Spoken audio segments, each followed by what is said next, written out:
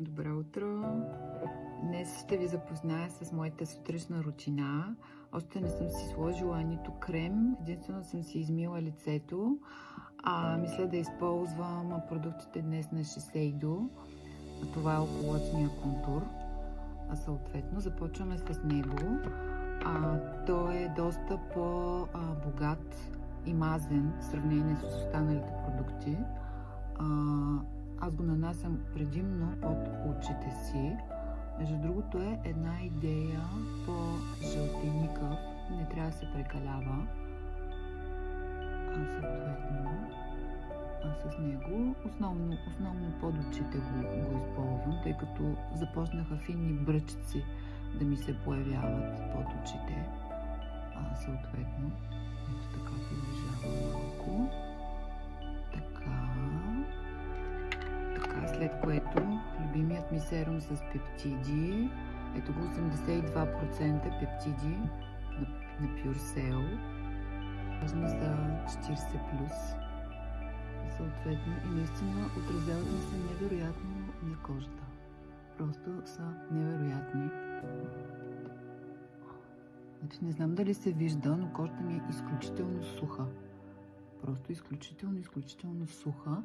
Току-що я измих. И направо, понеже зима, ретинола, както знаете, изсушава кожата. Ще ви го покажа в друго видео. Текстурата му е много гладка на PureCell. Сатиниран ефект има. Съответно, след като го нанесете, кожата стои една идея, малко след като изсъхне, една идея подхранена и такава малко по-лепкава за любителите на малко по-мазни продукти. Слагам си и на шията задължително. Ползвам го, това ми е първа опаковка. Много съм впечатлена. Поръчах си още един серум. Така, и този ми е любимия крем. Това ми е втора опаковка. И като го видях в магазина, съответно в 100 мл, бях много очарована. Хоп, ето така, да не замърсяваме с бактерии. Мисля, че това като количество ще ми стигне да си намажа цялото лице.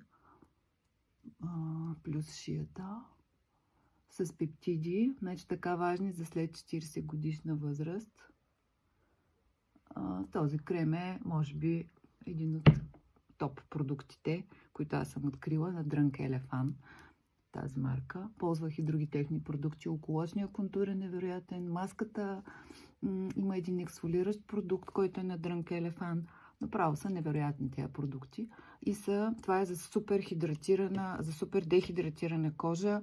Много е подхранващ продукта и е страхотна основа за грим. Невероятен е, между другото. Една идея е в по-скъпия сегмент, всъщност, в сравнение с корейската козметика. Но е страхотен.